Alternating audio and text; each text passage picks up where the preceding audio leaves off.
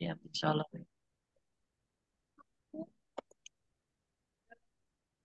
Baik. Nah, ini ada apa namanya, layarnya sudah saya, maaf, pencet nih saya. Kita akan melakukan pembahasan tentang soal pelatihan yang sesi kedua temuan kita kali ini ya. Eh, Langsung saja kita akan bahas soal nomor satu ya. Nah, baik Bapak Ibu sekalian, ini di soal nomor satu ini adalah tentang metagenesis virus atau reproduksi pada virus. Ya, jadi seperti kita ketahui, dalam reproduksi virus itu ada dua tipe reproduksi, yaitu tipe lisis dan lisogenik, ya, litik dan lisogenik. Apa sih bedanya litik dan lisogenik ini? Jadi untuk mereview kembali, mengingatkan kembali, daur litik adalah daur ketika masa inang dalam kondisi lemah, sehingga bisa dikuasai oleh virus. Sementara daur lisogenik itu adalah ketika inang dalam keadaan eh, bagus kondisinya. Namun suatu saat dia bisa apa namanya menguasai keadaan inang kemudian lisis. Jadi eh, lisogenik ini kalau bisa dikatakan jeda sebelum lisis ya. Jadi ada masa jeda ketika inangnya ini sehat. Tapi ketika inangnya ini memang dia sedang lemah, maka dia akan lisis. Ketika lisis inilah perbanyakan virus itu terjadi sehingga tersebar lebih banyak ke seluruh sel yang ada pada tubuh inang. Nah, kita lihat di sini. Di sini ada tiga option ya, ada tiga apa namanya huruf di sini X, Y, dan Z ya. Nah, daur hidup ini secara berurutan itu apa gitu? Untuk lebih jelasnya, ini jawabannya ini eh, B di sini ya, penetrasi. Jadi ini adalah masa eh, penempelan di sini ya, absorpsi atau menempel. Ya, kemudian di X ini penetrasi. Penetrasi itu adalah proses masuknya DNA virus ke dalam sel tubuh inang ya.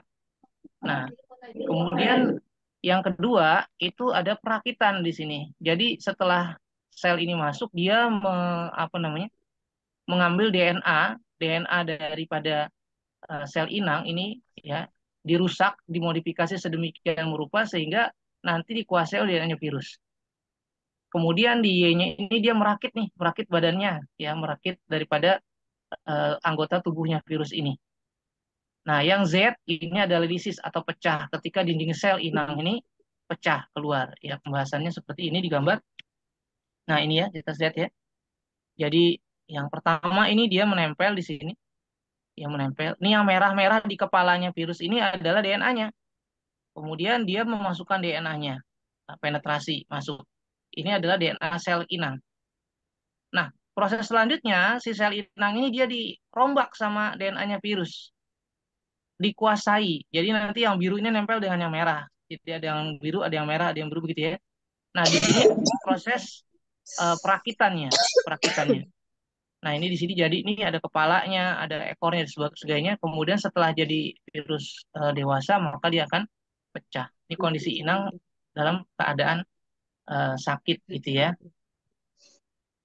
Nah, sampai di sini bisa dipahami ya Bapak Ibu ya. Daurnya cukup jelas. Tadi yang mengerjakan soal nomor satu, kira-kira jawabannya betul atau benar? Betul. Alhamdulillah ya. Alhamdulillah kalau betul. Berarti masih ingat ya sama daur hidupnya. Maaf Pak, saya ada mau bertanya sedikit nih. Gimana Ibu? Iya. Eh, di sini kan yang saya baca itu di tahap ada di Daurli siklus litik itu tahap eklipase. Mm-mm. Iya, tahap Mm-mm. eklipase ya. Di tahap eklipase ini yang saya mau tanyakan, ini posisinya di sebelah mana ya Pak ya? Nah, ini nanti saya jelaskan Ibu. Nah, Iya. ini ada penjelasan lebih lanjutnya di bawah ini setelah ini. Itu ada prosesnya, ada yang apa namanya proses eksilipase dan sebagainya ya. Kita lanjut berarti ya. Nah, nanti kita bahas. Di situ ada pertama ada penetrasi ya, kemudian ada ekupresi. Ekupresi itu posisinya di sebelah sini sebenarnya. Iya di sini. Nanti kita cek ya. Nih kita lihat. Nah ini ada sebelumnya kita lihat daur hidupnya dulu ya. Jadi daur hidupnya virus itu ada yang namanya eh, absorpsi yang pertama. Absorpsi itu virus menempel di tubuh inang. Ya, ini keyboard saya suka error kayaknya ini jadi hilang. Kemudian setelah itu masuk ke penetrasi. Penetrasi ini DNA virus masuk ke sel tubuh inang. Ya, kemudian setelah itu ada sintesis. Sintesis ini adalah proses di mana penghancuran DNA inang diganti dengan DNA virus sehingga virus mampu mengendalikan secara utuh kehidupan sel-sel bakteri ya, atau apa namanya atau sel-sel inangnya begitu ya. Kemudian selanjutnya adalah perakitan ya. Setelah dia menguasai eh, daripada virus ini ya dia akan dirakit nih gitu ya, dirakit. Nah, setelah dirakit ini ya maka nanti dia akan setelah ketika ini kondisinya lemah nih dia akan lisis. Nah tadi ada pertanyaan ya kan, itu eklipase tuh di mana sih gitu kan ya. Nah eklipase itu kan adalah proses eh, perbanyakan virus nih. Kalau kita lihat gambarnya yang sebelumnya, ini saya back dulu ya. Nah ini proses eklipase itu terjadi di sini Bapak Ibu ya, ketika setelah penetrasi ini ada sintesis di sini. Sintesis itu ada namanya eklipase di situ. Jadi dia perbanyakan DNA-nya virus. Ketika dia bisa merusak daripada DNA sel inang yang biru-biru tadi yang tadinya berbentuk lingkaran ini kemudian jadi dipatah-patahin gitu ya. Nah, ini nanti di sini terjadi proses eklipase. Begitu ya, Bu ya. Jadi posisinya di sintesis tadi. Itu. Nah, ini jembatan peledainya. Sampai di sini bisa cukup jelas ya pembahasannya ya. Atau ada yang Jelas, masih Pak. mengganjal? Ya jelas ya, insya Allah ya.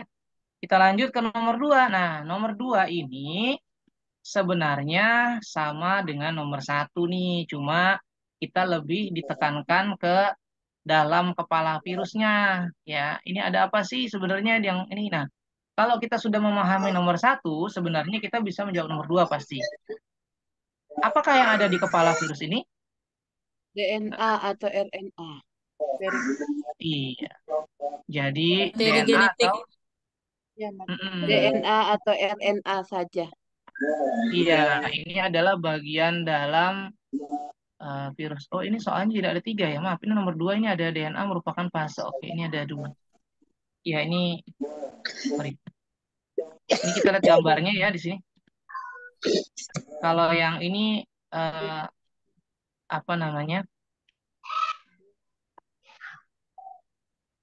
DNA atau RNA ini tadi adalah yang dimasukkan ke dalam sel inang ya. Tadi ketika kita lihat tuh yang merah-merah tadi ya di gambarnya. Nah, ini ada yang di dalam Ya. kepala, dalam kapsid ya. Nah, ini tubuh virus sendiri itu terbagi atas tiga, ada kepala, leher, sama ekor ya. Nah, ini ada sedikit penjelasannya di sini. Jadi kepala virus itu eh, di dalamnya ada asam nukleat ya. Nah, bagian nomor dua itu adalah asam nukleat ya. Fungsinya untuk membawa kode keluaran sifat virus. Sementara kapsidnya itu selubungnya itu melindunginya gitu ya. Kemudian ada Pelindung. leher, ada leher yang di tengah-tengah tadi itu. Kemudian yang terakhir ada Penyangga. ekor. Ekor buat nempel tadi ya kalau kita lihat gambarnya di Ya. apa siklusnya tadi. Ini cukup jelas ya insya Allah ya. Nanti untuk lebih jelasnya kita share nih apa pembahasannya ya. Nah, ini sama ya. Ini masih sama. Ini adalah bagian-bagian daripada virus. Karena tadi ada dua nih. Pertama daur hidup virus, ya. Yang kedua adalah bagian dari tubuh virus, gitu. Jadi yang pertama daur hidup virusnya itu tadi ada fase-fasenya. Yang kedua apa namanya tentang tubuh virus. Makanya di sini ada dua soal. Ini ada jawabannya C ya. Tadi sudah dibahas di sebelumnya. Baik, kita langsung ke nomor 5. Nah, ini ada pertanyaan yang tadi nih, ya. Nomor 5 dan nomor 6 tuh. ini apa sih gitu, kok ada segala anak orang utan Orang gitu ya. hutan juga rata-rata bersama ibunya selama 5 tahun. Mm-mm. Selama Iya waktu itu Pak, mereka istilah-istilah ini, berkumpul dalam lingkungan yang istilah-istilah ini diperlukan banyak yang nggak seperti ngerti Pak. Imprinting, altruisme itu apa aja, mohon dijelaskan. hmm, Ya, nah mereka ini sengaja nomor 5 dengan nomor 6 ini saya gabungkan nih pembahasannya. Ini jawabannya B ya, altruisme. Nah, sementara yang nomor 6 itu serigala mendengar sesuatu. Nih nama jawabannya adalah habituarian datanya sebenarnya. Keyboard saya agak error nih. Penjelasannya bagaimana? Ini penjelasannya ya. Kita lihat penjelasannya. Jadi altruisme itu kepedulian terhadap sesama tanpa pamrih. Jadi apa ya? Insting dari induk terhadap anaknya, gitu ya. Pernah lihat ada video apa namanya?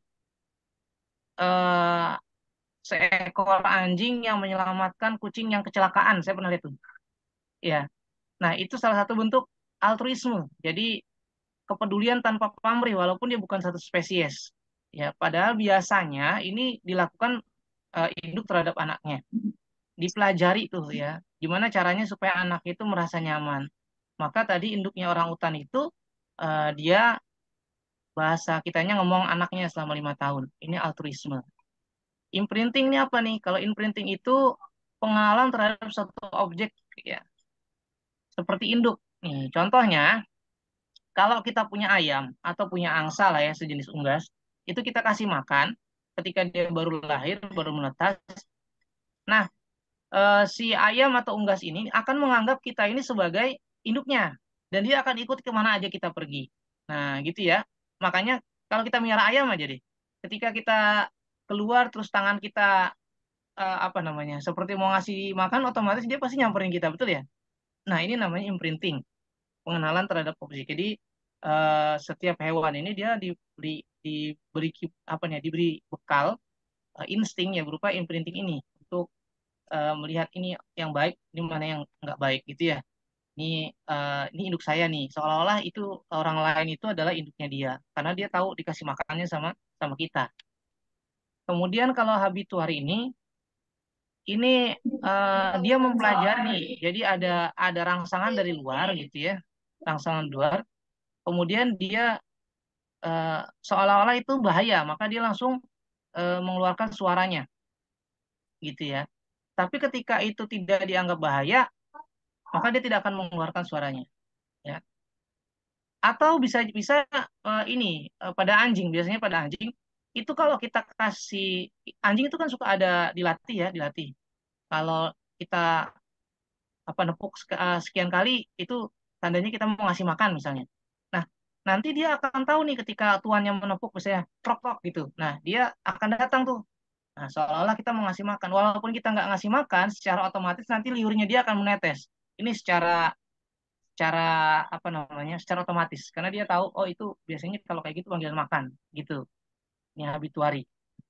Kemudian kalau insight learning ini, jadi dia merespon terhadap keadaan baru.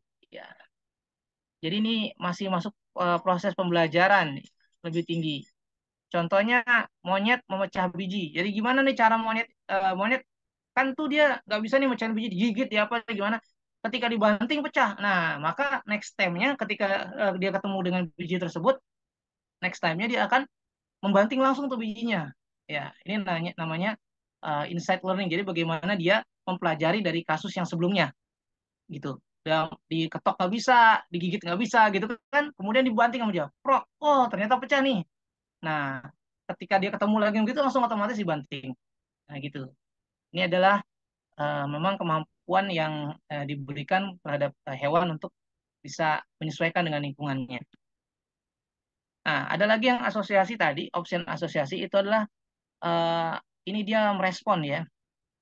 Nah, ini tadi maksud saya yang tadi yang anjing ini adalah ini asosiasi, sorry ya. Ini dia bisa tahu nih kalau tuannya manggil dia tuh bisa tahu. Atau periwit anjing ya, kita tahu ada periwit anjing itu kalau ketika di berapa kali periwitan dia harus begini. Atau anjing-anjing yang ada di kantor polisi dia tahu kan ya, dia bisa tahu nih ketika dilatih. Nah ini namanya asosiasi, dia bisa bisa mengetahui kondisi.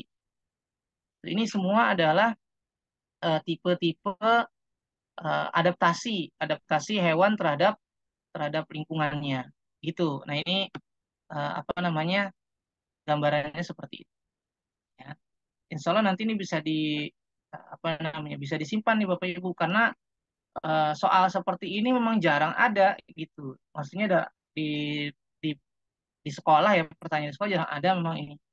Jadi ini tentang adaptasi makhluk hidup secara secara spesifik gitu ya. Biasanya kan kalau kita yang taunya adaptasi itu misalkan apa kubang apa namanya kubang kerbau berkubang di lumpur kayak gitu ya atau pohon jati meranggas. Nah, kalau ini dia lebih spesifik lagi.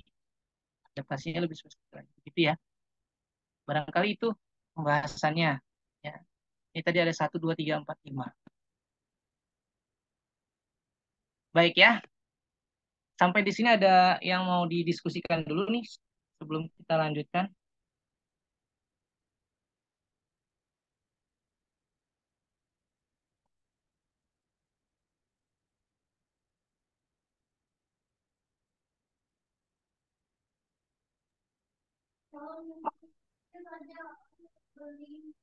Oke ya. Pak Erwan, berarti itu di Ya. luar adaptasi fisiologi, morfologi, tingkah laku itu ya? Betul, karena di anunya di apa namanya di kisi-kisinya lebih ke arah sana, Bu. Iya, saya perhatikan tuh. Lebih ke arah pertanyaan yang spesifik tadi, adaptasi secara spesifik. Kalau kita lihat di kisi-kisinya tuh.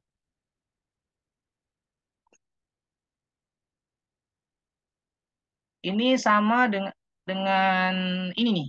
Nah, pertanyaan nomor 7 ini juga.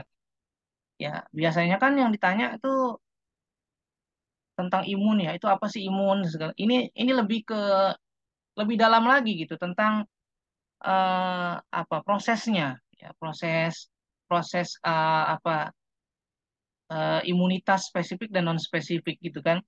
Bagaimana sih proses tahapan-tahapan yang terjadi gitu kan? Ini lebih dalam lagi sebenarnya lebih ke teorinya gitu daripada yang biasanya ditanyakan. Makanya memang wajar kalau pertanyaannya lumayan lumayan apa namanya ya eh, membuat kita sedikit berpikir ya. Itu yang saya pelajari dari soal-soalnya memang ya soal seperti ini yang banyak dikeluarkan. Sebenarnya ini adalah soal yang seperti saya sampaikan. Ini soal ini ada di soal Olimpiade Biologi biasanya. Kemudian soal ujian masuk PTN perguruan tinggi negeri di SBMPTN dulu tapi ya dulu banget ini pernah ada keluar soal-soal seperti ini. Tapi nextnya selanjutnya itu dia dimasukkan ke soal-soal apa namanya Olimpiade Biologi termasuk yang tadi soal yang tadi itu yang adaptasi tadi juga itu adanya di soal Olimpiade Biologi gitu. Kalau di pelajaran sekolah ini kita nggak akan temukan soal seperti seperti itu, nggak akan ada. Dia lebih ke penerapan kan. Begitu ya Bapak Ibu ya. Makanya tadi saya tanya gimana soalnya lebih mudah apa lebih sulit tingkatnya ternyata kan lebih levelnya lebih tinggi. Iya jelas karena memang yang saya lihat di sini ini adalah soal-soal kebanyakan yang dipakai adalah soal-soal tipe eh, ujian mandiri atau soal-soal eh, OSN ya. Ya. Atau ada namanya eh, TOBI ya, Olimpiade Biologi. Berarti besok soal UP itu juga mendekati semacam ini, ta, Pak Erwan. Dalam artian Ya, agak tingkatannya agak hot gitu juga. betul. Kalau Oh, dilihat dari kisi-kisinya, arahnya ke sini pertanyaan-pertanyaannya. Gitu, arah kisi-kisinya. Jadi nggak sesimpel soal-soal yang bisa kita temui gitu. Tapi nggak semua sih, Bu. Ini kan kebetulan yang dibahas tentang adaptasi ini ya. Kalau dilihat dari kisi-kisinya. Sebentar saya, kalau dibaca dari kisi-kisinya itu, ini ke arah sana gitu. Tapi nggak semua. Contoh kasus, misalkan soal selanjutnya itu nanti ada yang sederhana simple lah ya seperti virus tadi ya seperti virus tadi nomor satu nomor dua itu kan simple yang ditanya cuma daur daur hidup virus ya dan itu ya cuma itu aja adanya gitu kemudian yang kedua bagian tubuh virus itu kan masih sederhana banget gitu nah tapi ketika sudah mulai masuk ke kisi-kisi selanjutnya yang berhubungan dengan adaptasi, ternyata yang ditanya itu adaptasinya, bukan yang biasa kita temui gitu, ikan remoral atau bukan, tapi lebih ke spesifik yang seperti itu. Begitu. Ini sama dengan hormon ini, ya, atau imunitas ini, ya lebih ke sistem imun ini lebih ke aplikasinya. Padahal kalau di sekolah sendiri ini jarang dibahas tentang imunitas ini, ya, ya begitu kurang lebihnya Ibu. Jadi makanya saya siapkan dua soal ya per apa per butir kisi-kisi saya siapkan dua soal gitu. Jadi untuk pembanding untuk compare. Pak Irwan, Ya. kalau saya tadi baca materi, Pak itu kulit Mm. dan membran mukosa, tapi pilihannya nggak ada situ satu duanya bergandengan. Gimana Pak? Kulit dan membran mukosa. Ya, ini pembahasannya ya Bu. Sorry. Jadi kalau yang non spesifik itu kan yang di bagian luar ya Bu ya. Jadi Ya. jawabannya A nih. Ada kulit, ya, ada eh, nih pembahasannya ya mukosa ya. Mukosa ya, membran mukosa sama satu lagi inflamasi. Ini nggak ada inflamasi ya. Ininya opsinya belum saya ubah ya, saya ngopi. Jadi di sini ada yang pertama kulit ya, ada kemudian oh iya duanya nggak ada ya Bu. Nah, ini harusnya ini Iya, nih. nggak ada duanya.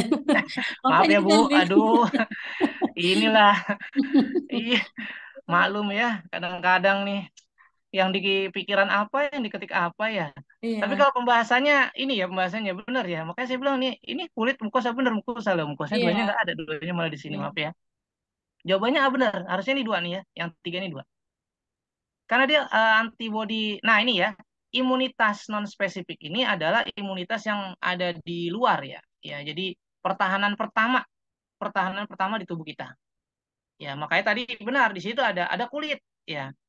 Kenapa? Karena eh, kulit ini yang pertama kali ketika ada serangan dari luar, dia yang akan menahannya, gitu ya. Misal ada radiasi nih, radiasi sinar matahari, kita tahu sekarang ini panasnya luar biasa ya. Nah, itu yang pertama kali akan bertahan itu adalah kulit dulu, ya. Kemudian selaput lendir, ya kan.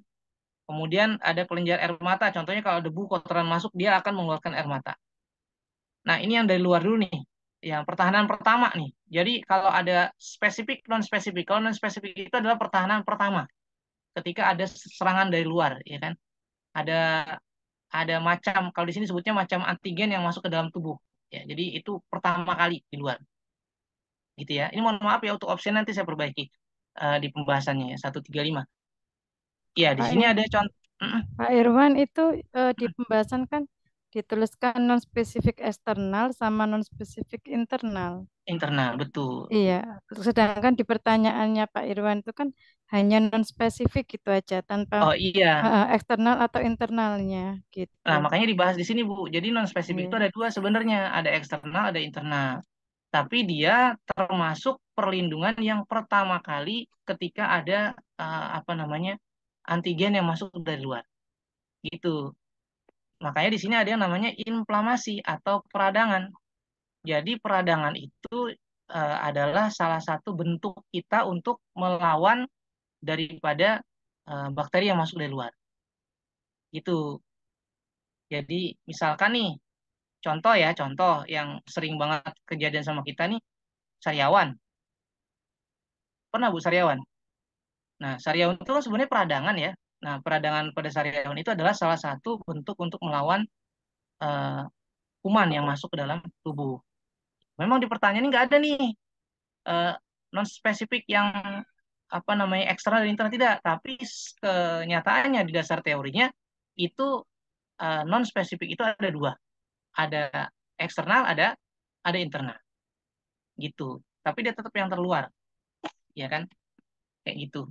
Makanya kalau kita hanya berfokus kepada yang eksternal tadi, kulit dan mukosa, ini nggak ada di sini jawabannya, ya, gitu kan? Di sini kan adanya kulit, membran mukosa, kelenjar air mata. Ternyata kan nggak ada kelenjar air matanya, tapi adanya di situ inflamasi. Nah, inflamasi termasuk non spesifik, tapi dia non spesifik internal. Begitu pembahasannya.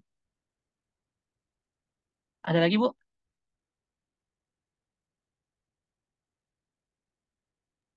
Berarti jawabannya yang benar apa, Pak Erwan?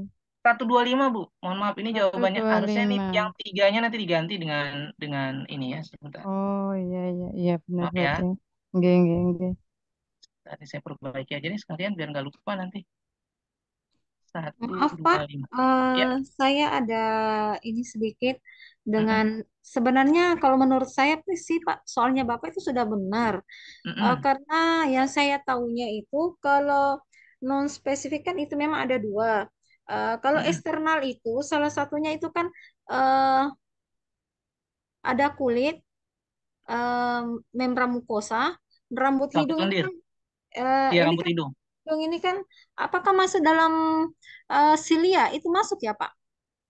Sili, Silia. Silia beda lagi. Kalau itu dia lebih ke apa ya? Rambut-rambut hidung itu kan untuk ini ya, untuk ke debu. Kalau Silia itu kan alat gerak ya, Oh, alat gerak alat ya Pak. gerak. Iya, Siliata itu kan. Kemudian ini kan Ya. juga yang saya Mm-mm, baca ya Pak ya. mm-mm, eh, Eksternal itu salah satu contohnya adalah mukosa, kulit, mm-mm. lisosim, HCl, saliva, silia, dan rambut. Itu yang Nah, saya Silia. baca. Nah, itu beda kan ya Bu antara Silia dengan Iya, rambut kan ya? ya. Kemudian Pak, Mm, ini kan pertanyaannya mm-mm. berdasarkan pernyataan di atas yang merupakan mekanisme imunitas non Non spesifik. spesifik. Ya, Iya. eh, ini kan yang saya baca tadi kulit, membran mukosa itu masuk. Kemudian rambut Mm-mm. hidung ini kan sama tadi rambut, ya kan Pak ya? Mm. Dan yang nomor 5 itu inflamasi ya itu sudah masuk karena dia masukkan di internal. Iya, iya, Ya, itu kan masih di internal iya. kalau inflamasi. Inflamasi itu kan sama dengan peradangan ya Pak ya? Peradangan betul, Ya. betul. ah, ah. Jadi menurut saya Pak, kalau memang option satu apa yang Satu satu, tiga dua dan lima. tiga ini dan lima itu kan sudah betul. Jadi kan sejeli-jelinya kita aja Pak memilih yang mana option yang betul. Ini kan satu, dua dan lima yang A itu kan sudah betul. Iya, iya, iya. Ya, Iya, kalau kalau pakai yang non spesifik itu ya, Bu ya. iya non spesifik. Ini Iya. kan non spesifik kan ada Mm-mm. dua Pak, Iya, eksternal dan non spesifik yang internal. eksternal internal. Saya tadi Iya, berpikirnya karena di sini pertanyaannya non spesifik, jadi saya berpikir karena non spesifik itu ada dua, jadi harus mencakup yang semuanya begitu. Maksud saya tadi ada apa namanya, ada mukosa, ada kulit, kemudian ada inflamasi tadi begitu. Sebenarnya kalau tadi diganti dengan rambut juga bisa ya, tapi kan itu rambut hidung ya. Itu bisa iya karena Pak. rambut hidung juga kan pertahanan pertama juga dia buat apa namanya, debu dan Iya, kotoran sistem ya. pernapasan. Iya, Betul, makanya dia bersin kan, karena mekanisme bersin itu adalah mengeluarkan kotoran ya, kan Iya. gitu. Berarti Itu oke. kesimpulannya jawabannya itu ada nomor 1, nomor 2, nomor 3, sama nomor 5 gitu ya Pak Irwan ya. Betul ya.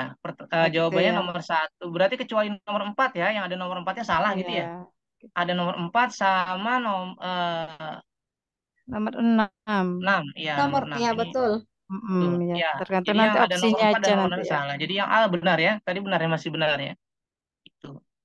Ya, terima kasih pembahasan tambahannya Ibu untuk ditambahkan. Tadi saya karena berpikirnya itu ya, kutil, kurang teliti. Tapi nggak apa-apa, karena berpikirnya tadi yang eksternal dengan internal ini dijadikan satu, karena di sini ada non spesifik. Nah, untuk yang sorry, ini sudah nih atau ada yang mau didiskusikan lagi? Pak Erwan, mohon maaf sebelumnya. Mm-mm, mm-mm. Mohon maaf sebelumnya.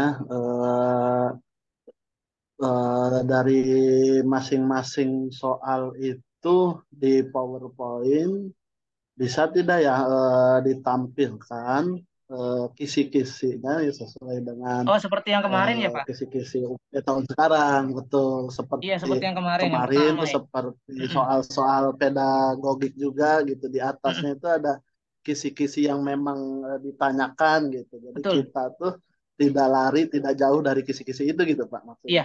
Mohon ini maaf sebelumnya Pak, iya biar lebih kemarin kan fokus. mau saya masukkan itu tuh apa namanya, kisi-kisinya, kisi-kisi yang seperti yang pertemuan pertama kan ada tuh ya, Pak, kisi-kisinya ya. Nanti insya Allah di Iya pembahasan betul. yang saya share ke Bapak Ibu semua, itu ada tambahan kisi-kisinya. Kenapa kemarin nggak saya masukin kisi yang ini kedua ini nggak tak masukin kisi-kisinya? Karena ini pembahasannya banyak. Kadang-kadang kalau kita tambahkan kisi-kisinya di atas, itu suka nutupin yang di bawahnya, akhirnya kepotong untuk pembahasannya gitu. Makanya tadi saya pikir ini biar kalau untuk apa namanya untuk dibahas itu nanti nggak usah pakai kisi-kisi gitu. Nanti insya Allah pas saya share di apa namanya Bapak Ibu itu ditambahkan dengan kisi-kisinya begitu. Seperti yang kemarin yang pertama. Yang pertama tuh kan ada tuh kisi-kisinya ya. Ya betul Pak. Jadi sekalian Mm-mm. kita juga menghafal, belajar juga Betul, itu Pak. betul, betul. Saya sepakat banget itu. Ini karena tadi Hmm. pembahasannya ya contoh ini yang merah ini kan pembahasannya dari atas sampai bawah tuh ya Pak. Jadi saya pikir ini nutupin gitu. Tadi sebenarnya aslinya ini ada kisi-kisinya, cuma saya hapus nih itu karena pembahasannya banyak gitu.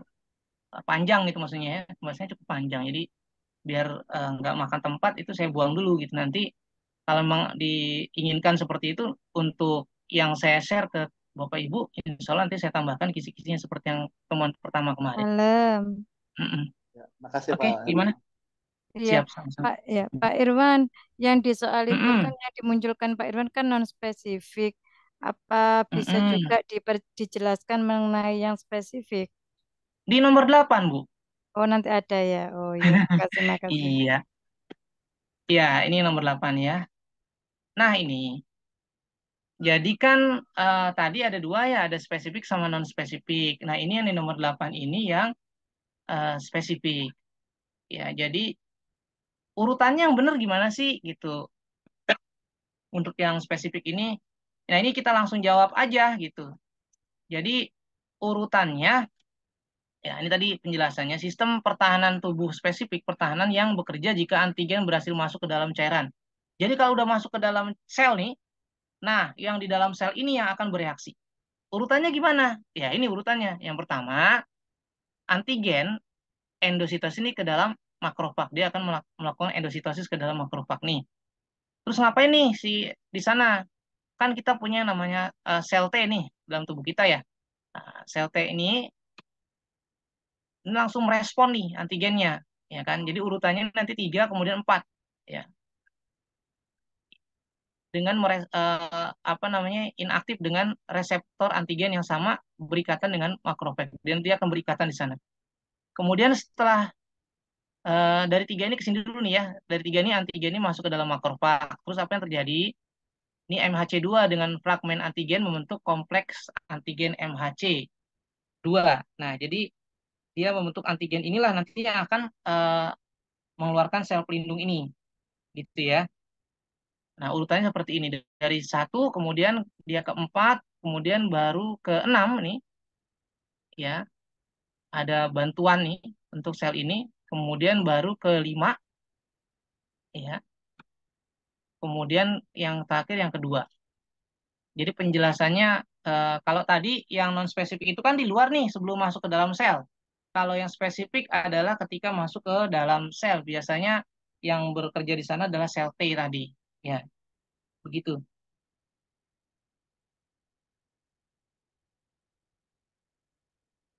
Karena yang ditanyakan urutannya ya, jadi inilah urutannya yang sesuai, gitu ya.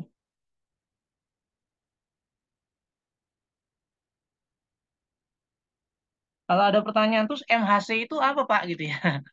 MHC itu singkatan dari Molecule Major Histocompatibility Complex ya. Jadi ini komponen yang penting ya bagi respon imun dalam proses mengeliminasi virus. Jadi komponen ini dia bisa mengeliminasi virus yang masuk ke dalam tubuh kita. Gitu. Jadi sistem ini terjadi ketika yang non spesifik tadi tidak berhasil. Misalkan nih kita tadi sudah apa namanya tenggorokan kita diserang sama virus flu nih, sudah radang, sakit. Biasanya kan kalau kita mau batuk sakit ya Bu ya di tenggorokan. Peradangan nih terjadi. Ya ternyata kita kalah nih, kita kalah virusnya lisis menyebar ke seluruh tubuh. Akhirnya demam. Nah pada saat itulah yang di dalam tubuh kita ini dalam sel kita ini melakukan perlawanan gitu melakukan perlawanan tadi supaya virus tadi bisa bisa hilang gitu kan terus dibantu sama obat biasanya ya kalau kita ke dokter tuh dibantu sama obat jadi sebenarnya obat tuh hanya membantu ya supaya proses ini bisa lebih berjalan lebih baik kan gitu begitu ya Bapak Ibu ya jadi ini bedanya spesifik sama non spesifik apa tadi non spesifik itu adalah yang pertahanan pertama di luar sel maksudnya. Kemudian kalau yang spesifik adalah ketika si virus ini berhasil masuk ke dalam sel. Nah, ini dia spesifik. Begitu. Oke, kita lanjut ya. Lanjut. Lanjut. Oke. Nah, ini gerak pada tumbuhan. Ini pertanyaannya sederhana. Kan tadi ada pertanyaan yang jelimet gitu ya. Nomor berapa tadi? 4, 5, 6, 7 itu jelimet ya. 8, nah itu jelimet. Ya, ini pertanyaan yang sederhana nomor 9. Kira-kira jawabannya apa ya Bapak Ibu ya? A. Yang Yang A. A, foto. Bedanya taksis sama tropis apa ya Bu?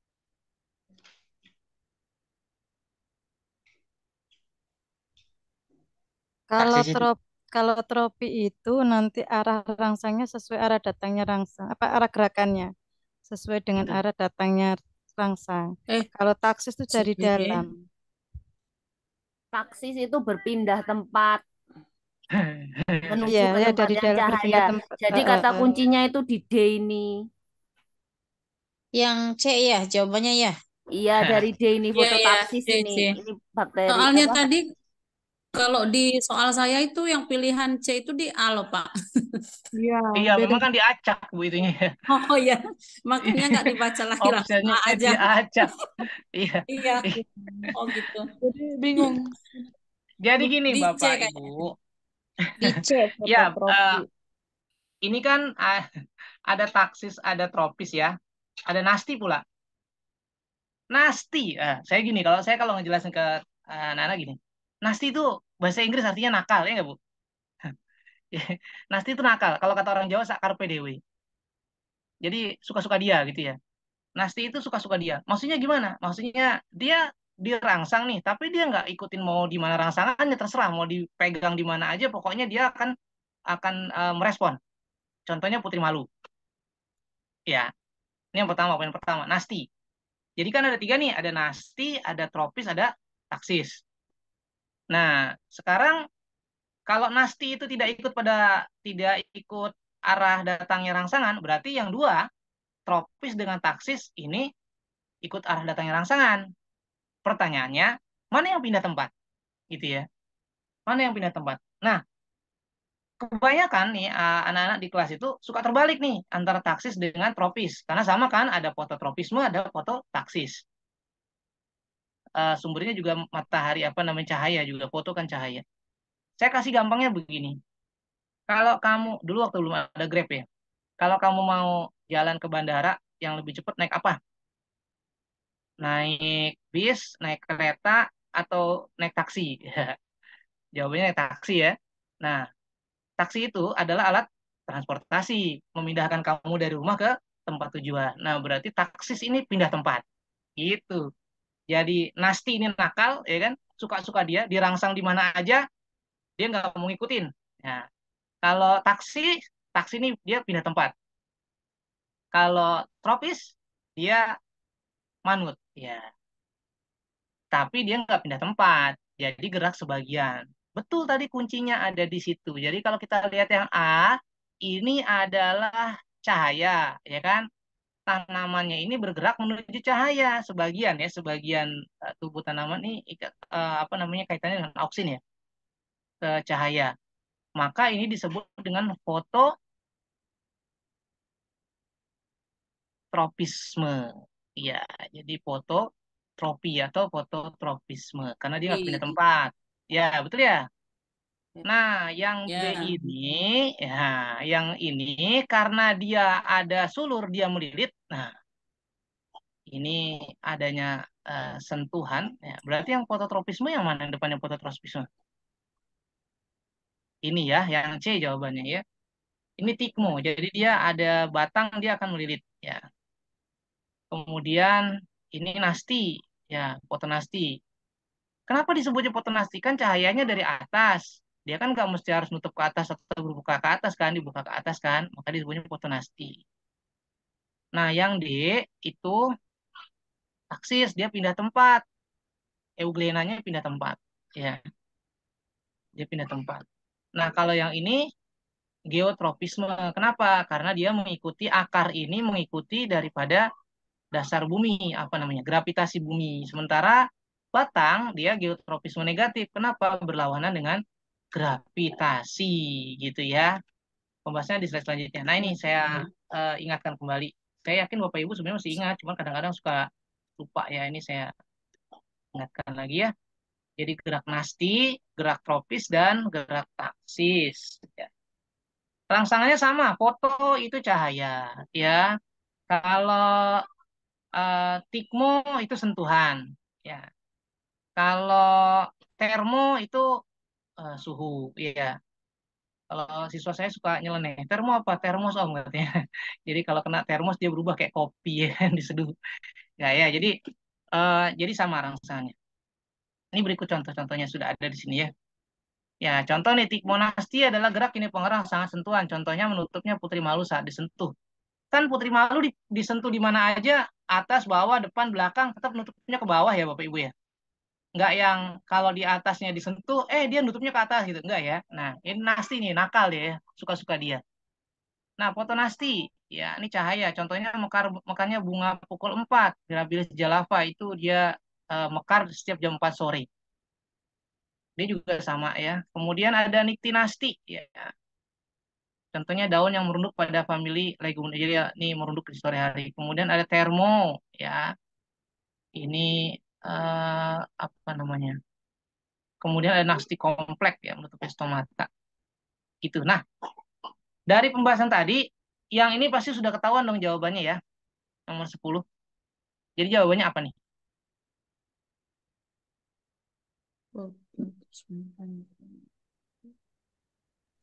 Fototropisme dan geotropisme ya. Nah, betul ya karena di sini ada mataharinya. Kalau nggak Ya. ada mataharinya, ini yang satunya dipindahin ke batang sini, jadinya geotropisme negatif dan geotropisme positif. Karena di sini ada gambar mataharinya, jadi dia ada foto, ada cahaya, gitu ya. Bisa dipahami, ini mudah ya. Masih ini. Ini suruh cek pembahasan sebelumnya. Ini yang bikin soal males, nih suruh cek pembahasan sebelumnya katanya. Kita lanjut ya. Sampai di sini bisa dipahami, ini masih mudah, tidak seperti yang tadi sebelumnya. Nah, ini sekarang. Ini gambar apa ya? Ini jawabannya sudah ada di situ, C, 3 dan 4. Betul nggak jawabannya, C, 3 dan 4? Jangan-jangan ntar salah Protozoa. lagi. Rhizopoda.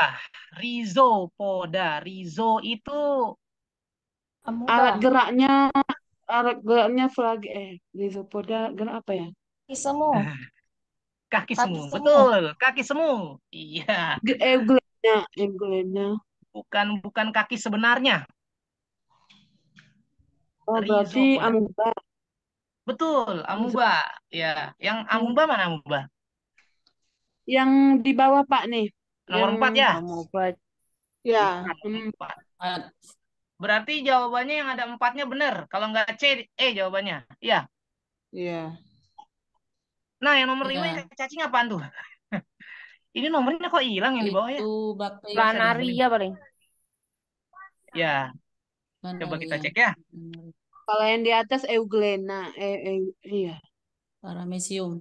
Paramecium. Nah, ini kita lihat. Paramecium juga. Paramecium hewan sendal ya.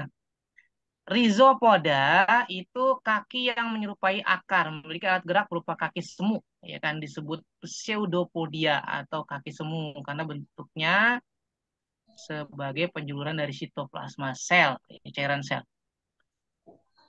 Ini juga bisa untuk mencari makanan. Nah, jenisnya ada 3 di sini. Ada radiolaria, ada foraminifera untuk apa namanya adanya minyak bumi ya.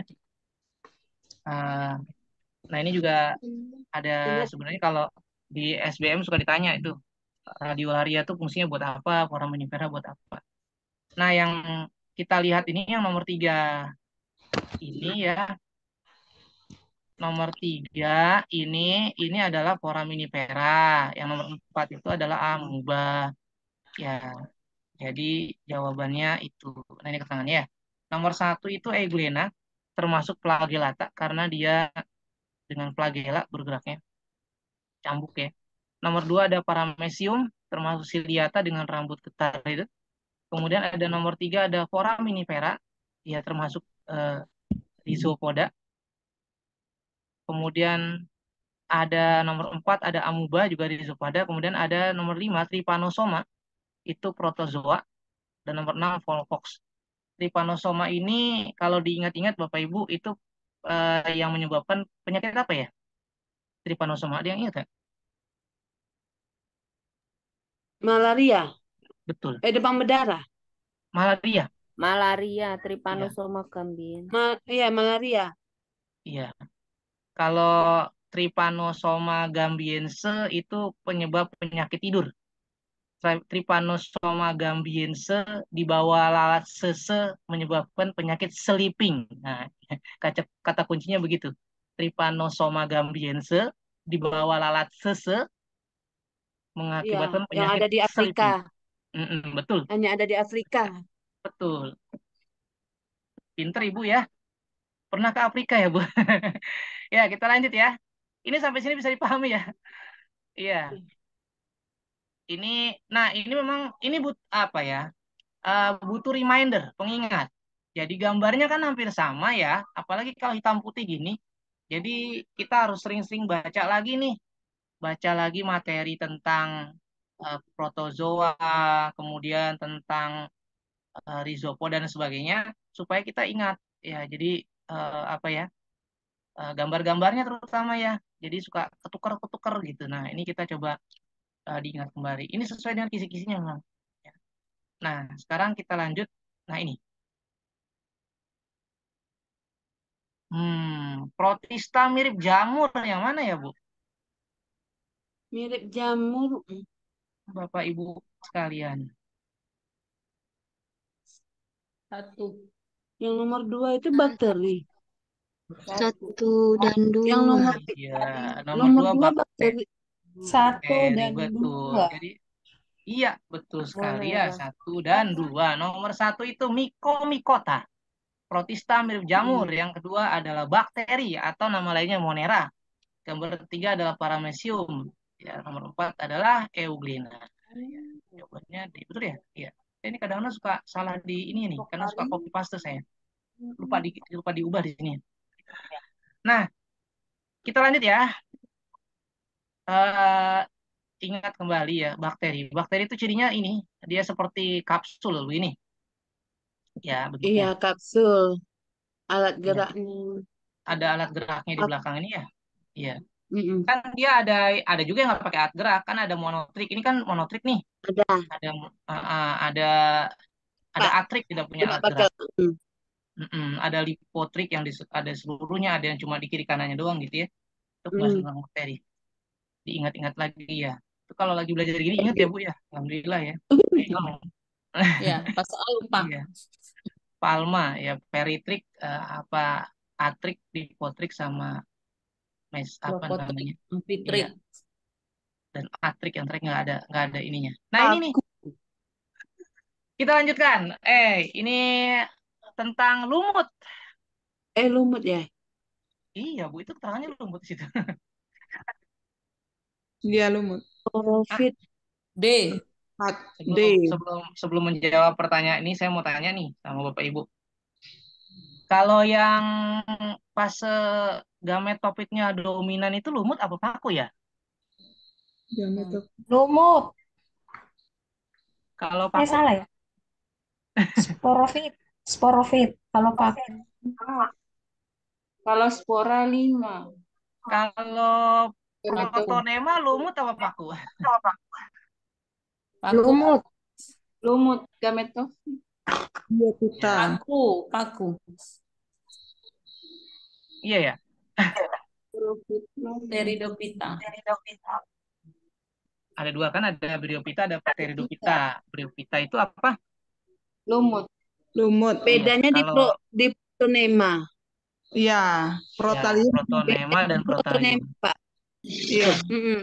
Tali paku. Protalium adanya di paku. Jadi kalau talinya ada di paku berarti protonemanya ada di Lumut.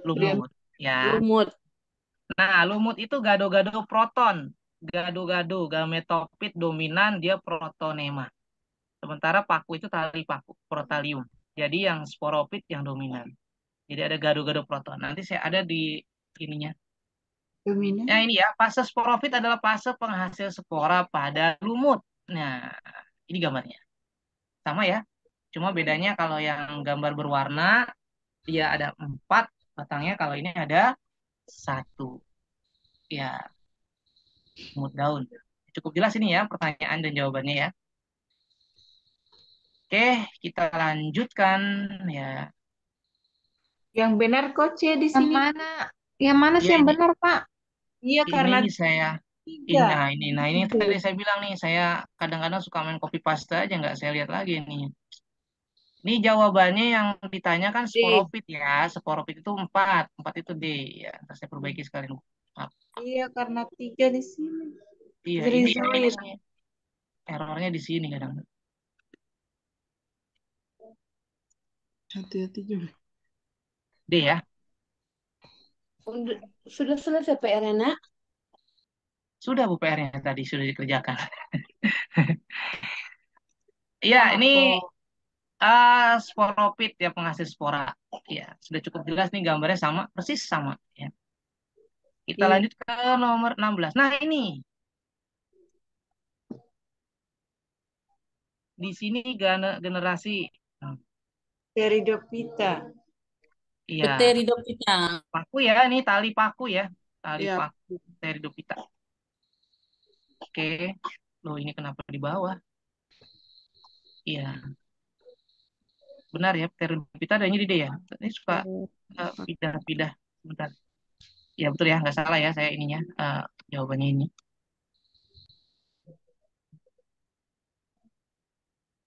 Nah, ini kata kuncinya tadi ya yang saya sampaikan tadi nih. Gado-gado proton ini sengaja saya buatkan di sini perbedaan antara tanaman paku dengan tanaman tumbuhan paku dengan tumbuhan lumut ya, di kiri dan di kanan.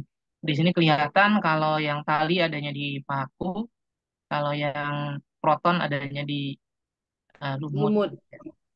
Kemudian ini mana yang bagian yang dominannya, mana yang ini ya. Ini paku ini dominan pada saat dia menghasilkan spora, sementara di lumut dia pada saat menghasilkan gamet ya.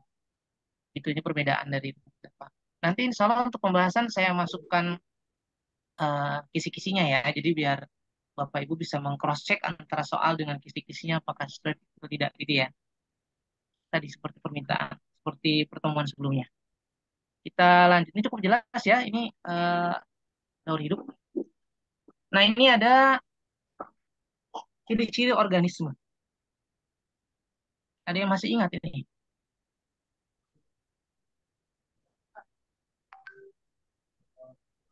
Protista. Uniseluler. Bersel Protista. satu. Tidak memiliki prokariotik. C.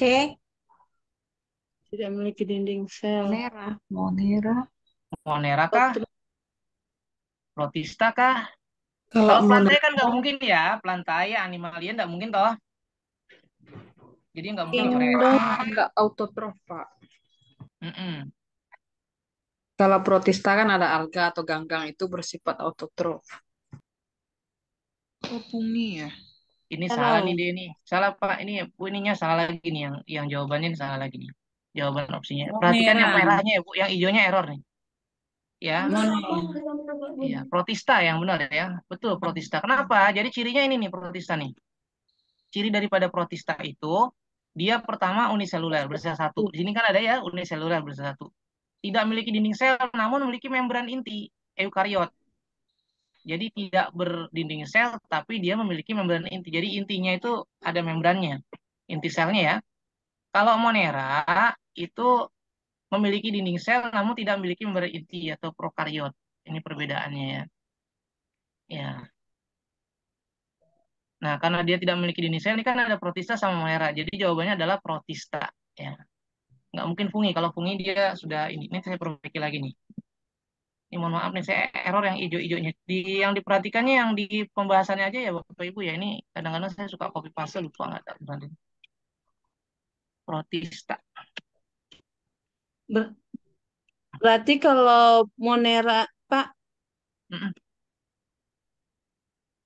Kalau Monera bedanya dengan Protista di sini nih ada, Kebalikannya kan? ya betul kebalikannya, ya punya dinding sel tapi tidak punya membran inti atau prokariot Ya, itu Monera. Kalau Iya, prokariot iya, iya. eukariot pasti Protista, gitu ya. Gitu. Ini kebalikan antara Protista dan Monera. uniseluler. Iya, bersel satu. Semua bersel satu. Kalau fungi kan nggak bersel satu ya. Fungi, animalia, plantae itu nggak bersel satu ya. Jadi tinggal dua kan opsinya, tinggal B dan C toh. Protista atau Monera. Gitu. Karena di sini keterangannya tidak memiliki dinding sel. Nah, karena dia tidak memiliki dinding sel, maka dia adalah Protista. Kalau dia punya dinding sel, oh berarti dia Monera. Gitu ya. Kita lanjut ya, Bapak Ibu ya. Nanti ini saya share. Insya Allah paling lambat besok sekalian diperbaiki. Tadi ditambah-tambahin yang kurangnya. Ini ada lagi. Nah, ini ada kata kuncinya di nomor 2. Bentuk selnya bervariasi, basil, kokus, Mon, lirat. Nah, Oh, ini baru Monera. Monera. Iya, Monera. bakteri. Monera Ya, ya. Monera Bakteri ya? berarti. Iya, Ya. Monera. Nah, ini benar ini ya. Monera.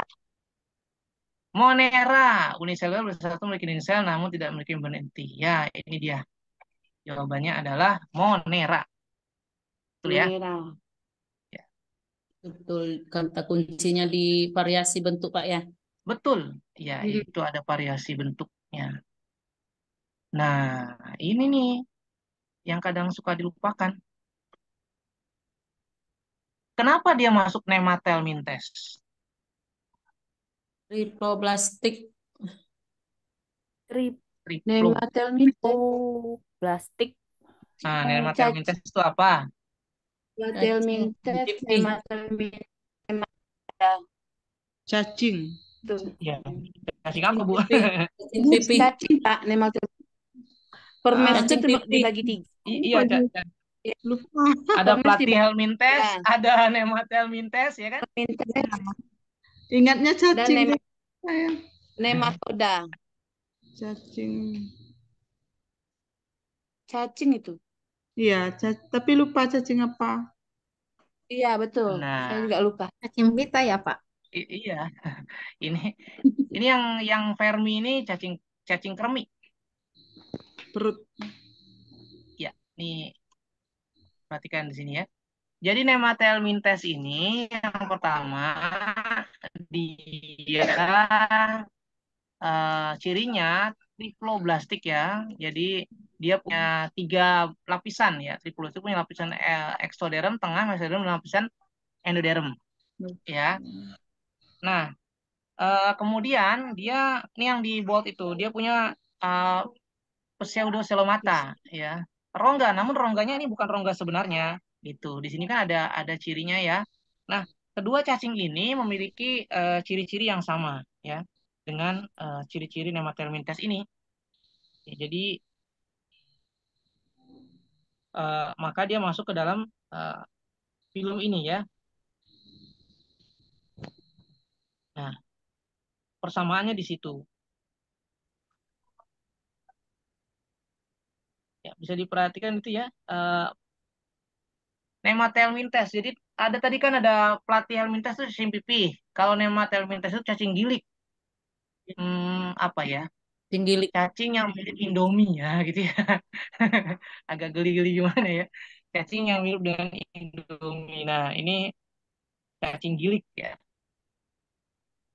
Nah, Bulat. jadi dia uh, bentuknya iya bulat begitu ya. Nekator itu kan cacing tanah sama ini cacing kremi. Satu lagi cacing kremi. Itu.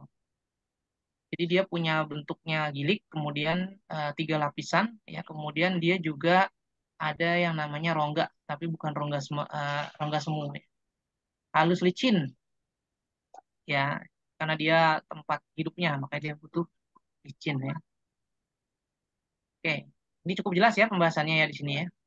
Cuma diingat-ingat lagi, Bapak Ibu Nemathelmintes betul cacing. Cacing ada Nemathelmintes, ada Platyhelmintes gitu ya. Ada Ya. Vermes, jadi nanti bisa lihat bagian-bagiannya. Kita lanjutkan ya. Nah, kupu-kupu dan kaki seribu. Nah, ini yang satu punya sayap, yang satu nggak punya sayap. Loh, kok bisa masuk antropoda? Kenapa? Gitu ya. Metamorfosis. Eh, Di sini nggak ada metamorfosis, Bu, pilihannya. enggak ya. Kaki berluas-luas. Antropeda. Hewan berbuku-buku. Tripoblastik. C. Oke, kita bahas ya di sini. Pertama, kakinya berruas-ruas. Ya, kemudian triploblastik. Ya, selomata, 3 lapisan tubuh dan organ tubuh sejati. Beda dengan cacing tadi ya. Ya, dia organ tubuhnya sudah sejati. Kemudian simetri bilateral. Jadi kalau dibelah tuh simetris.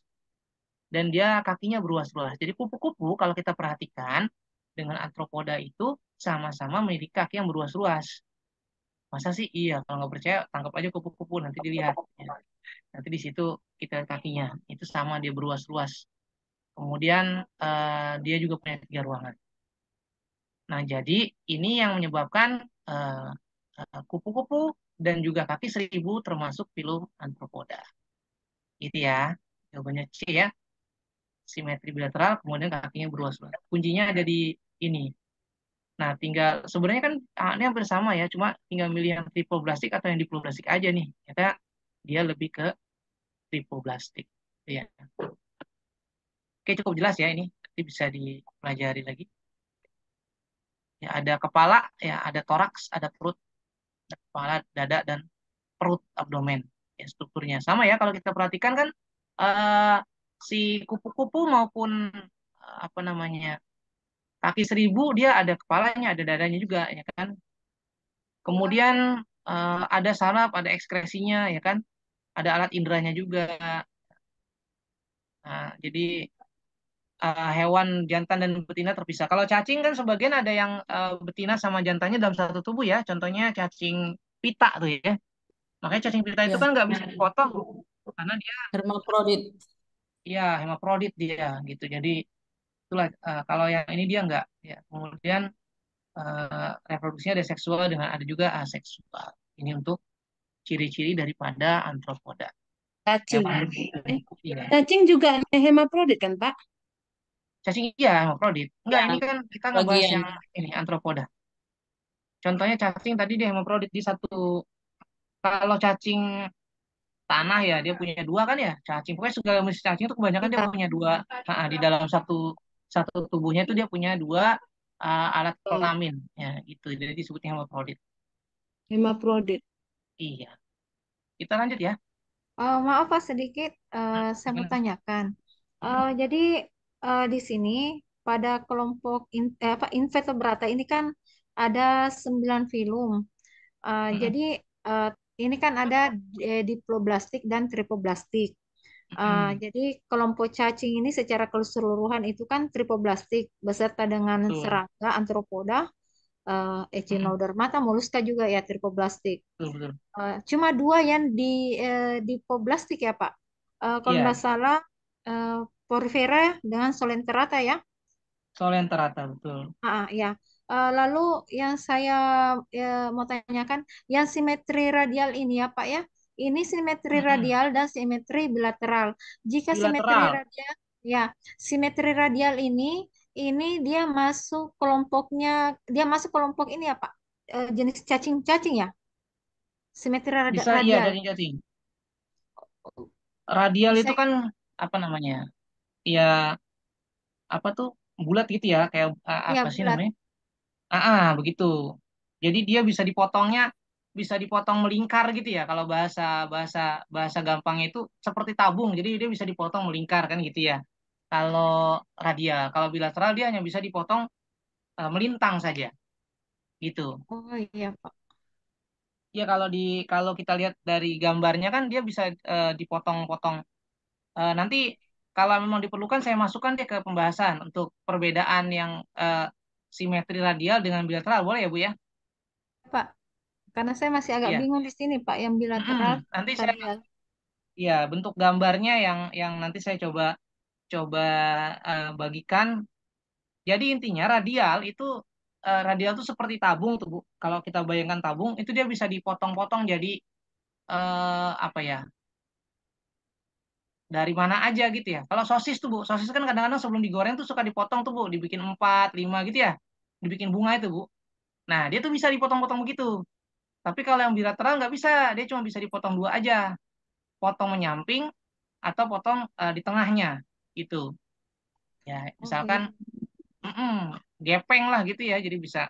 Nah kalau yang tabung itu kan dia bisa dipotong dari mana. Nanti lebih mudahnya saya akan tambahkan gambarnya. Mohon diingatkan ya untuk ditambahkan gambar simetri radial dengan simetri bilateral perbedaannya. Artinya Pak tidak semua ya yang mulai dari platyhelminthes, nematohelminthes, annelida itu tidak semuanya contohnya itu masuk simetri radial ya Pak? Tidak semua. Jadi Oh, tidak kalau semua. dia bisa, jadi kan simetri radial tergantung dia bisa dipotongnya bagaimana sih gitu ya. Iya kan? Iya, Bagaimana sih dia bisa, tubuhnya. iya tubuhnya ini bisa bisa dipotong seperti apa gitu. Jadi intinya intinya kalau dia bentuknya lingkaran, ada poros di tengahnya, dia radial. Jadi dia bisa dipotong kemana aja kan gitu ya Bu ya. Kayak Oh, jari-jari itu loh Bu. Kalau lihat ban itu kan ada jari-jari tuh. oh Anggap ya aja Pak. potongan. Nah, potongannya itu seperti jari-jari. Nah, jadi hewan itu bisa dipotong seperti jari-jari tuh, ke arah mana saja tuh. Kayak tadi sosis yang saya bilang, sosis kan bisa dibikin bunga tuh dipotongnya. Nah, dia itu radial gitu. Jadi itu yang bisa dipotong. Nanti coba akan saya gambarnya ya.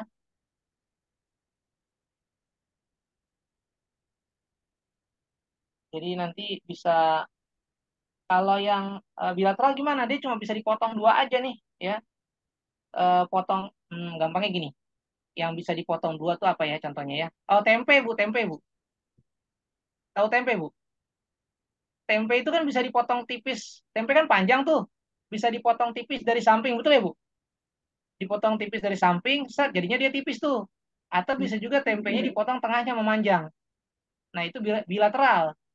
Kalau yang radial itu kayak sosis tadi atau timun gitu. Dia bisa dipotong dari mana aja tuh atasnya ya kan? Nah, bentuknya seperti jari-jari. Nah, itu lebih mudahnya begitu kalau kita menganalogikannya. Sampai di sini bisa udah kegambar belum, Bu? Kebayang nggak Oh ya, kira-kira? iya kebayang Pak. Mm-mm. Jadi Gitu ya. artinya cumi. Kalau cumi-cumi kan bisa begitu ya Ah, Pak ya?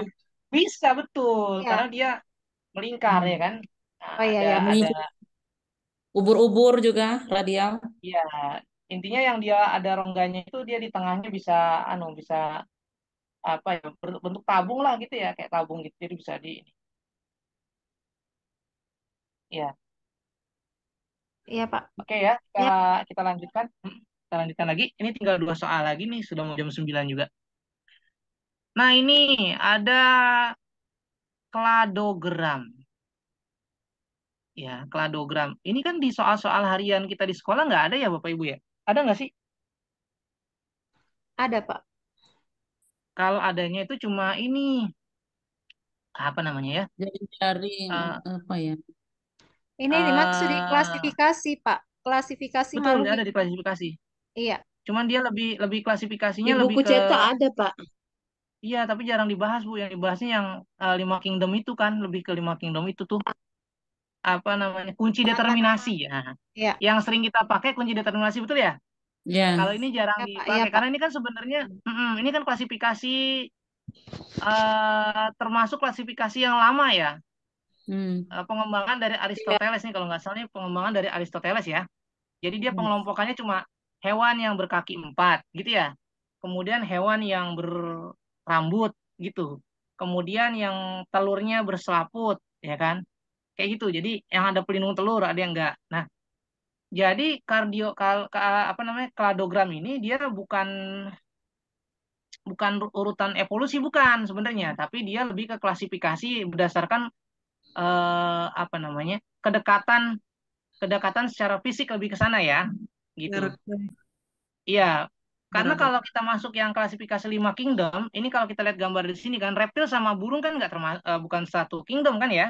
Iya. Tidak, Iya. apa namanya? Iya, dia masuk masuk animalia tapi tidak termasuk satu spesies, satu famili, beda jauh gitu kan. Tapi kalau ini dia dilihat dari kemiripannya, betul ya? Kekerabatan. Nah, Contohnya nih kita lihat di sini. Ini Ya, ada ikan kan? Ini ikan ini dia keterangannya kan vertebrata. Nah, semua nih dari mulai ikan sampai ke primata ini kan vertebrata semua toh.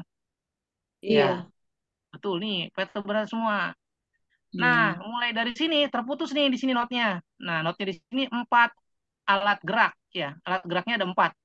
Yang alat geraknya ada 4 tuh ada amfibi, ada tikus, ada primata sama reptil. Burung tidak termasuk nih sebenarnya ya. Tapi kenapa burung bisa dekat dengan reptil? Karena dia hmm, punya pelindung telur. Nih, egg shield. ya, Nah, kalau Exodus, ya, kalau yang ini dia punya selaput amnion ya, apa namanya? Bukan selaput apa namanya? Eh iya, telurnya ya, nggak ada pelindung telurnya, intinya gitu ya.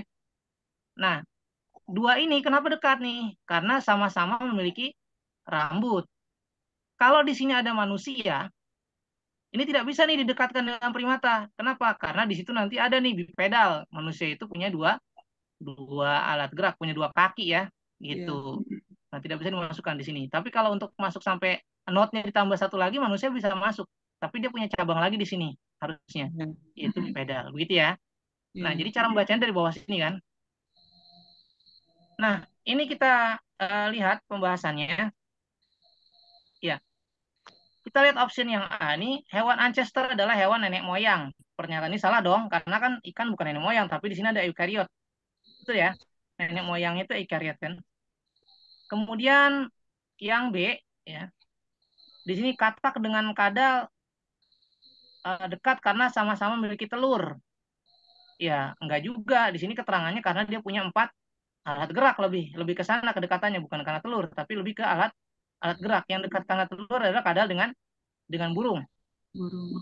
Nah, yang C pernyataan benar karena dilihat dari notnya kedua hewan ini memiliki kerabatan ke beberapa kesamaan, mulai dari 4 alat gerak, ya kan, punya lapisan amnion, ikan yang gorila dan itu dekat. Karena dia banyak nih persamaan. Ini sama dia, ya, amnion sama, alat gerak sama, ya kan, vertebrata sama. Jadi ada 1, 2, 3, 4, ada 4 notnya di situ. Maka dia pernyataannya adalah gorila Ya. kerabatannya dekat. Kenapa? Karena dia punya banyak persamaan. Yang D ikan adalah nenek moyang gorila. Enggak lah ya, masa ikan nenek moyang gorila ya. Yang E gorila dibikin dengan kata karena memiliki 4 kaki. Enggak. Betul sama-sama punya 4 kaki tapi dia tidak berambut sedangkan yang ini berambut. Gitu ya. Ini cara membacanya dari paling bawah. Nah, kalau kita bisa Oh, menjawab yang gitu nomor Pak ya. 19, otomatis yang nomor 20 juga bisa dijawab. Ya. Ini ada di soal Olimpiade kalau nggak salah nih. Iya. Nah, ini yang penjelasannya. Yang A, ini ada eh, primitif ya, artinya primitif. Serangga adalah makhluk hidup primitif. Ya, paling primitif karena dia posisinya paling kiri, ya kan? Setelah nenek moyang, ya kan? Nah, di sini ada serangga. Maka dia dikatakan paling primitif. Betul berarti ya. Kalau yang kedua, nah, kalau ikan sama manusia gimana nih? Oh, jauh. Ikan di sini, manusia di sini. Nggak bisa ya. Yang C, manusia memiliki hubungan kekerabatan dengan ini peresmian. Enggak, di sini ada bipedal, 2 kaki. Sementara peresmian dia empat kaki. Ya, jadi masih ada 1 yang hilang di sini ya. Nah, yang 4 manusia makhluk hidup. Ah, bukan apalagi ini ya, bukan ya, ini enggak. Dia bukan bukan makhluk primitif, tapi dia makhluk yang berakal. Ya, kerabat terjauh dari burung adalah ikan. Bukan. Kalau burung yang bisa terbang apa nih?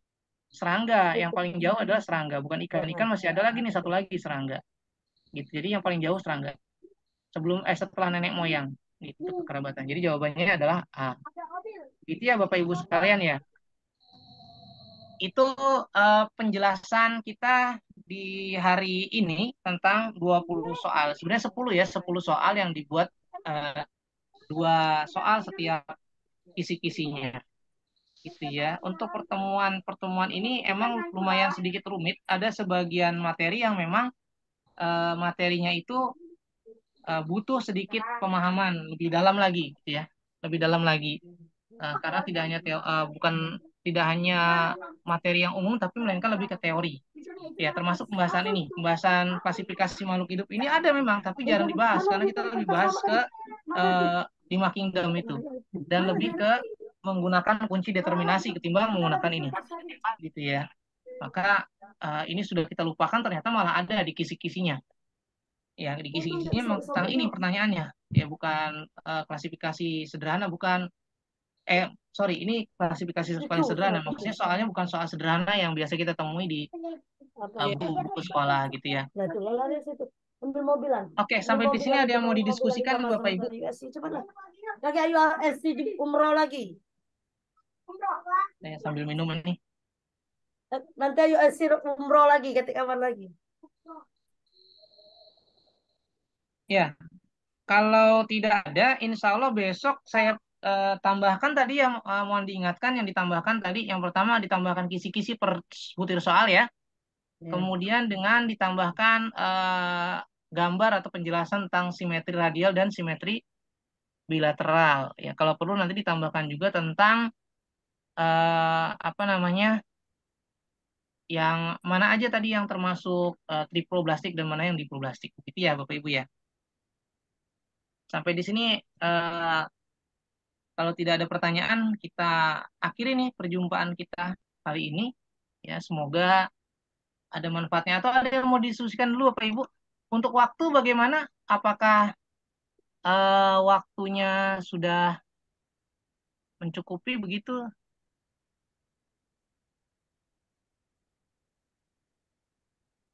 Malam atau misalkan kan besok kita ada pertemuan lagi tuh di hari Sabtu dan hari Minggu ya. Kamis, Sabtu dan Minggu ya terakhir ya.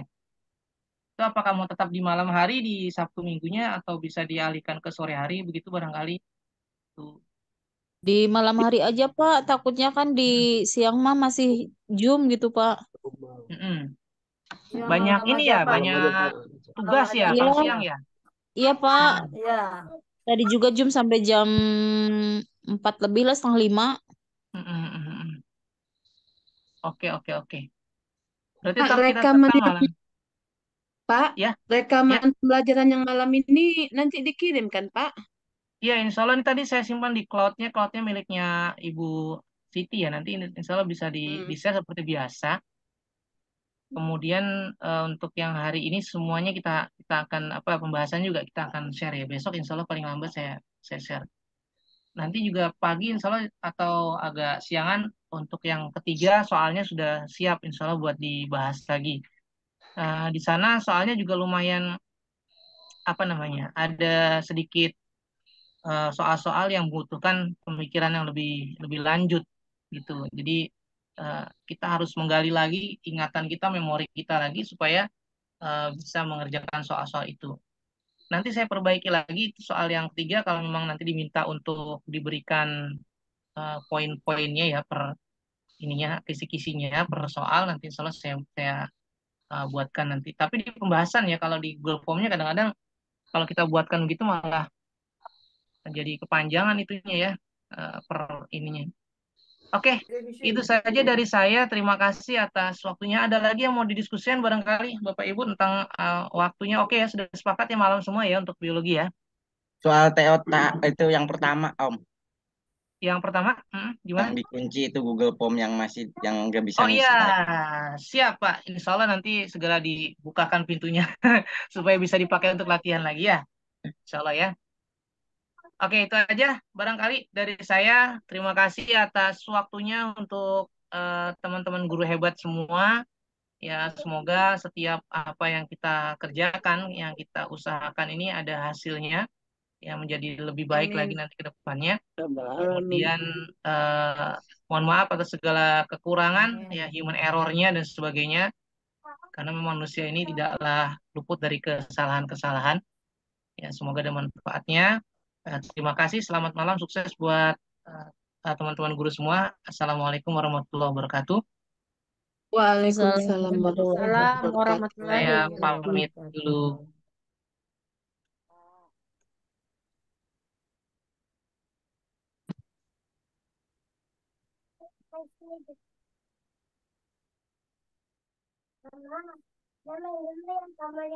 Ya. Bu Yeyen. Ya, Bu. Ibu Bapak, punten ini dari mana ya? Kami Pipit. yang Pipit. gelombang Pipit. kedua. LPTK Yang Universitas universitas Bengkulu, gitu. Bu. Oh gitu. Jauh ya? Pada Di mana? jauh. Sebentar saya lagi ngambil kerudung nih, nggak pakai kerudung. Ntar. Ayo, Yeyen baru bergabung kan? Iya. Hai, Beb. Bu Hai, Delpi. Beb. Yeyen gabung orang labis, Beb. Bu Esmi, kalau menengok Kemana soalnya saya? ya Allah, memang harus buka Ya buku Allah. biologi SMA Ya lagi. Allah. Kayaknya kita soal hot semua ya. Iya, Kayak betul. Butuh Betul ini, sekali. butuh Baru sekali. baru masuk, salam kenal baru masuk semuanya. lah udah selesai baru masuk. Kalau Bu Rini, kalau saya aja yang yang bertahun-tahun udah di itu mengajar di kelas 1 masih jadi kesulitan menjawab Apalagi soal. aku yang nggak pernah mengajar biologi ya. Iya, sama kita Bu Delpi, kita nggak megang buku SMA lagi. Itu Bu Coba masalahnya. jadi Ibu menjawab Epa mana yang orang ingat. Ibu Epa orang mana Bu? Eva dari Serang, Ibu, dari Banten. Oh dari Banten, kami dari Ya, salam Sumatera. kenal ya, Ibu. Salam kenal Bu Epa. Kami Iya, dari Sumatera, Bu Epa. ya makanya kata saya itu mana Udah ya? tahap mana Bu Epa? Udah sampai Ya, tahap mana PPG-nya? di Universitas Sultan Ageng Tirtayasa, Bu, di Untirta. Enggak, maksudnya udah sampai tahap udah lewat siklus 1 Oh, ke siklus. udah siklus 2 ini lagi bagian mau best practice gitu. Sama berarti. Sama ya? Nah, ya, sama berarti. Angkatan 2 Bu ya. Iya, angkatan 2. Bu Delpi, kita buka buku SMA lagi. Pinjam dulu berarti Bu. Nggak ada aku. Ya Allah. Iya, sama Bu, saya juga di SMA megangnya prakarya. Oh PKWU Bu ya. Iya. PKWU sama. Saya juga PKWU juga di SMK. Kami Iya, SMK. baru tahun-tahun ini gitu yang megang biologi gitu. Apa mungkin saya saja ya, kalau waktu ngajar tuh ingat, tahu kita anak jawab kita tahu apa, pas sudah ngajar sudahlah hilang sudah di otak. Tapi nengok soalnya tadi memang soal hot semua ya. Dari malam kemarin hot kayaknya Bu Rini ya. Kayaknya butuh pikir semua. Ibu izin live ya. Iya Bu. Iya. Ya, ya, Assalamualaikum. Izin live Bu ya. Ya. Nah, keluar dulu kita ya. Ini link Zoom orang ini. Tidurlah kita lagi. Sampai ketemu hari Jumat. Iya, hari Jumat. Iya Bu ya. Jumat ya. Besok penilaian dulu ya. Sudah jantung. Sudah dikerjakan bahan refleksinya. Tunggu arahan dulu. Sudah. Refleksi. Sudah. Yang kemarin. Yang kemarin lah. Unggah refleksi hari Jumat kan? Ya. Iya Bu. Ya. Ya izin live ya. Iya, iya, yuk. Ini menengok soalnya ya Allah, klasifikasi makhluk hidup. Saya Assalamualaikum. tadi, ya Allah. Dah. Yalah. Bu Rini. Saya terlambat tadi Bu Rini. Saya sudah standby dari jam 7. Sama kita. Sudah buka dari jam 7. Habis itu ini anak saya jam 7:30 kurang 10 minta asuh tidur. Akhirnya saya ikut tertidur. La ilaha illallah. Saya tertidur tadi siang, Bu. Siap unggah. Memang lama tidur, nggak bisa dibangunin sama anak pun negur nggak terbangun. Ya Allah, ini memang udah capek kali kayaknya. Tapi jujur ya buat kita menengok soal tadi ya Allah, memang buka buku SMA diriku balik kayaknya. Inilah Bu buka belajar memang. Ya. Coba lah. Cacing itu ada 3 itu. Platyhelminthes, Nemathelminthes, Annelida. Ya, Annelida itu lintah. Annelida bersegmen. Ya kok saya jadi lupa ya. Itu kalau saya ingatnya dulu waktu saya masih honor sebelum nikah, memang ngajar SMA itu dibuat tabelnya itu. Perbedaan yang invertebrata yang 9 itu. Ya. Tapi nggak tahu catatan di mana sekarang. Catatannya nggak tahu di mana. Kalau dulu kan masih zaman manual tuh, pakai buku besar tiap semester dikasih. Nah, sudahlah. Di manalah buku tuh sekarang ya Allah, ringkas Sekarang butuh kayak yang ringkas-ringkas itu. tuh kayaknya. Memang harus bongkar balik.